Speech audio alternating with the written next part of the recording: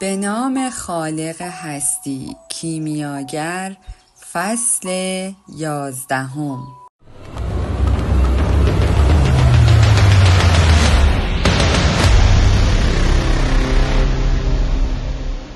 تو از رویاهایت، از پادشاه پیر، از گنج برای من گفتی، از نشانه ها سخن گفتی. پس از هیچ چیز نمی ترسم، چون همین نشانه ها بودند که تو را به سوی من آوردند. من بخشی از رویای تو، یا آن طوری که تو میگویی افسانه شخصی تو هستم. برای همین از تو میخواهم راه خودت را به سوی آنچه میجویی ادامه بدهی. اگر ناچاری منتظر پایان جنگ بمانی چه بهتر، اما اگر باید پیش از آن حرکت کنی در مسیر افسانه‌ات حرکت کن. تپه ها همراه با باد دگرگون می شوند، اما صحرا همیشه همان می ماند. عشق ما همچنین است. و باز گفت مکتوب: اگر من بخشی از افسانه تو باشم روزی بر می گردی. جوان از ملاقات فاطمه اندوهگین بود. آدمهای بسیاری را که می شناخت به یاد آورد. برای چوپانهایی که ازدواج کرده بودند متقاعد کردن همسرانشان به این که باید دشتها را بپیمایند دشوار بود. عشق حضور مداوم معشوق را می طلبد. روز بعد این موضوع را برای فاطمه گفت. دختر گفت صحرا مردان ما را برمیگیرد و همواره بر نمیگرداند. پس به این عادت کرده ایم و آنها به هستی خود در برابر ابرهای بیباران، در میان جاروران، میان صخره‌ها، در آبی که سخاوتمندانه از زمین برمی آید ادامه می دهند. به بخشی از هر چیز تبدیل می شوند، به بخشی از روح جهان. برخی برمی گردند و در این هنگام همه زنان دیگر هم شاد می شوند، چون ممکن است مردان آنها هم برگردند. در گذشته به این زنها می گریستم و به خوشحالیشان غبطه می خوردم. اینک من هم کسی را دارم که منتظرش باشم. من یک دختر صحرا هستم و به این مغرورم. میخواهم مرد من نیز آزادانه همچون بادی حرکت کند که تپه ها را به جنبش در می آورد. میخواهم من هم بتوانم مردم را در ابرها، در جانوران و در آب بنگرم. جوان به دنبال انگلیسی گشت. میخواست درباره فاطمه با او صحبت کند. وقتی دید که انگلیسی کنار خیمش کوره‌ای ساخته شگفت زده شد. کوره عجیبی بود که بطری شفافی بالایش بود. انگلیسی آتش را با هیزم تغذیه می کرد و به صحرا می نگریست. چشمهایش درخشانتر از هنگامی می نمود که تمام وقت را به مطالعه آن کتابها می گذراند. گفت این نخستین مرحله کار است. باید گوگرد ناخالص را جدا کنم. برای این نباید از شکست بترسم. ترس از شکست همان چیزی است که تاکنون مرا از اکسیر عظیم باز داشته. من اکنون کاری را شروع کردم که می توانستم 10 سال پیش آغاز کنم، اما از این که برای آن 20 سال دیگر صبر نکردم دلشادم و بر افروختن آتش و نگریستن به صحرا ادامه داد. جوان مدتی کنارش ماند تا صحرا در نور غروب به سرخی گراید. سپس اشتیاق شدیدی پیدا کرد که به صحرا برود تا ببیند آیا سکوت میتواند به پرسش‌هایش پاسخ دهد. مدتی بی هدف راه رفت، اما نخل‌های واهه را از نظر دور نمی داشت. صدای باد را می شنید و سنگ‌های زیر پایش را احساس می کرد. گاهی زیر پایش به صدفی برمیخورد و میفهمید که زمانی بس دور آن صحرا دریای عظیمی بوده است. سپس روی سنگی نشست و مسحور افق گسترده در پیش رویش شد. نمیتوانست عشق بدون احساس تملک را درک کند. اما فاطمه دختر صحرا بود و اگر کسی بود که می توانست این را به او بیاموزد خود صحرا بود. بی آنکه به چیزی بیندیشد آنقدر به همین حالت باقی ماند که جنبشی را بر فراز سرش احساس کرد. به آسمان نگریست. 2 قرقی در ارتفاع بالا بسیار بالا پرواز می کردند. جوان به قرقی ها و به نگاره هایی نگریست که در آسمان رسم می کردند. خط سیر بی نظمی می نمود اما برای جوان معنایی داشت. فقط نمی توانست معنایش را درک کند. تصمیم گرفت با چشمهایش حرکت آن پرندگان را تعقیب کند. شاید می توانست پیامی را دریابد. شاید صحرا می توانست عشق بدون تملک را به او بیاموزد. خوابش گرفت. قلبش از او می خواست نخوابد. برعکس باید خود را رها می کرد. گفت دارم به زبان جهان نفوذ می کنم و سراسر این زبان معنایی دارد. حتی پرواز قرقی ها. از اینکه سرشار از عشق بزنی بود سپاسگزاری کرد. اندیشید وقتی آدم عاشق باشد همه چیز معنای بیشتری می یابد. ناگهان یکی از قرقی ها در آسمان شیرجه سریعی زد و به قرقی دیگر حمله کرد. با این حرکت جوان دچار مکاشفه کوتاه و سریعی شد. یک لشکر با شمشیرهای برهنه وارد واحه شد. مکاشفه خیلی زود پایان یافت اما به شدت او را تحت تاثیر قرار داد.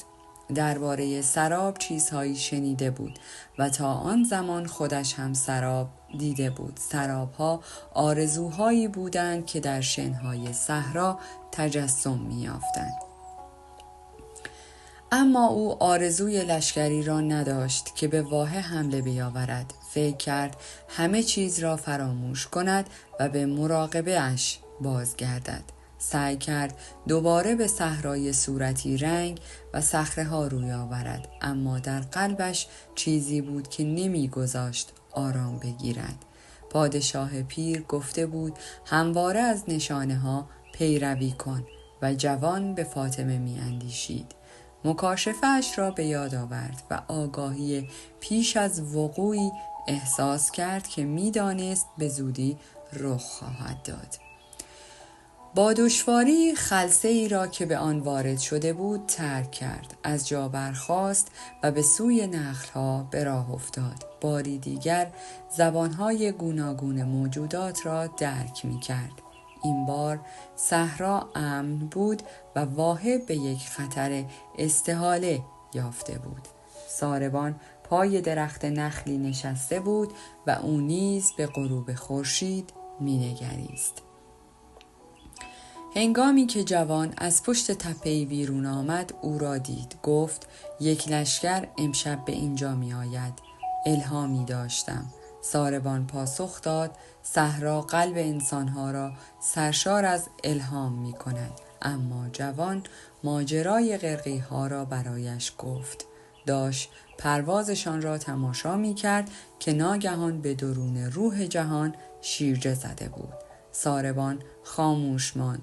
آنچه را که جوان می گفت می فهمید. می دانست بر روی زمین هر موجودی می تواند سرگذشت موجودات دیگر را بازگو کند. هر کسی می تواند با گشودن تصادفی یک کتاب، با نگریستن به کف دست مردم یا کارت های بازی یا پرواز پرندگان یا هر راه دیگری پیوندی را با زندگی خود بیابد. در حقیقت این موجودات نیستند که چیزی را آشکار می کنند. خود مردم هستند که با نگریستن به موجودات روش نفوذ به روح جهان را می یابند. صحرا پر از آدمیانی بود که زندگی خود را می گذراندند چون می توانستند به راحتی به روح جهان نفوذ کنند. به آنها پیشگو می گفتند که زنان و پیران را می ترساندند. جنگجویان به ندرت با آنها مشورت می کردند، چون رفتن یک انسان به جنگ با آگاهی از اینکه چه زمانی می میرد غیر ممکن است. جنگجویان لذت نبرد و هیجان ناشناختگی را ترجیح می دادند. آینده به دست الله نوشته شده بود و هرچه به دست او نوشته می شد برای خیر انسان بود. برای همین جنگجویان تنها در اکنون میزیستند، چون اکنون سرشار از شگفتی ها بود و میبایست به چیزهای بسیاری توجه میکردند. اینکه شمشیر دشمن کجاست، اسبش کجاست، ضربه بعدیش برای نجات زندگیش چه باید باشد. ساربان یک جنگجو نبود و تا آن زمان با چند پیشگو مشورت کرده بود. بیشتر آنها مسائل درستی به او گفته بودند و نظر بقیه نادرست بود، تا اینکه یکی از آنها پیرترین و هولناکترین آنها پرسید که چرا ساربان آنقدر به آگاهی از آینده علاقه‌مند است. ساربان گفت تا بتوانم کارهایی انجام دهم تا آنچه رخ دادنش را دوست ندارم تغییر دهم. پیشگو گفت پس دیگر آینده تو نیست. شاید میخواهم آینده را بدانم تا برای آنچه می آید آماده باشم. پیشگو گفت اگر رخدادهای خیری باشند غافلگیری دلپذیری خواهد بود. اگر رخداد شری باشند سالها پیش از وقوعشان رنج میبری. ساربان به پیشگو گفت میخواهم آینده را بدانم، چون یک انسان هستم و انسانها در پیوستگی با آینده خود زیستن میکنند. پیشگو لختی ساکت ماند. متخصص پیشگویی با ترکه های چوبی بود. آنها را بر روی زمین میانداخت و شکلی را که به خود میگرفتند تفسیر میکرد. آن روز با ترکه ها پیشگویی نکرد. آنها را در دستمالی پیچید و در کیسه گذاشت. گفت با پیشگویی آینده برای مردم زندی خود را میگذرانم. حکمت ترکه ها را میدانم و میدانم چگونه باید آنها را برای نفوذ به فضای بکار گیرم که همه چیز در آن نوشته شده. در آن فضا می توانم گذشته را بخوانم، آنچه را که دیگر فراموش شده کشف کنم و نشانه های اکنون را درک کنم. هنگامی که مردم با من مشورت می کنند آینده را نمی خوانم، آن را پیش بینی می کنم، چون آینده از آن خداوند است و خداوند آینده را تنها در شرایط استثنایی آشکار می کند. پس چگونه می توانم آینده را پیش بینی کنم؟ از راه نشانه های اکنون. راه آینده در اکنون است. اگر به اکنون توجه بسپاری می توانی آن را بهتر کنی و اگر اکنون را بهتر کنی آنچه پس از آن رخ می دهد نیز بهتر می شود. آینده را فراموش کن و هر روز زندگیت را با تعالیم شرع مقدس و اعتماد به لطف پروردگار به فرزندانش زیستن کن. هر روز ابدیت را در خود بدار. ساربان می‌خواست بداند خداوند در کدام شرایط اجازه دیدن آینده را می‌دهد، هنگامی که خودش آن را آشکار کند. خداوند به ندرت آینده را آشکار می‌کند و فقط به یک دلیل. او آینده ای را نشان می‌دهد که فقط برای عوض شدن نوشته شده. ساربان چنان اندیشید که خداوند آینده را بر جوان آشکار کرده، چون می‌خواهد جوان وسیله او باشد. در پایان از شما دوستان عزیزم می‌خواهم برای حمایت بیشتر ما کانال ما را به دوستان خود معرفی کنید. برای انرژی بیشتر ما رو لایک کنید و برای ادامه پرقدرت‌تر سابسکرایب.